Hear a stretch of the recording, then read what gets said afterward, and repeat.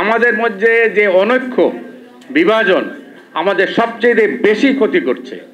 এই অবস্থায় আমি আশা করব পত্রিকায় ইদানিং আবার টেলিভিশনে যে বিভেদ সৃষ্টি হয়েছে এটা অবিলম্বে বন্ধ হওয়া উচিত।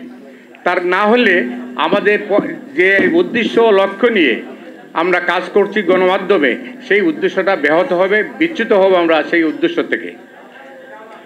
জাতীয় নেতৃবৃন্দ, বিশেষ করে বিএনপি মহাসচিব এখানে আছেন।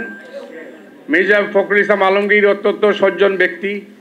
বিএনপির আচরণ আগের থেকে অনেক পাল্টেছে, এটা আমরা লক্ষ্য করেছি।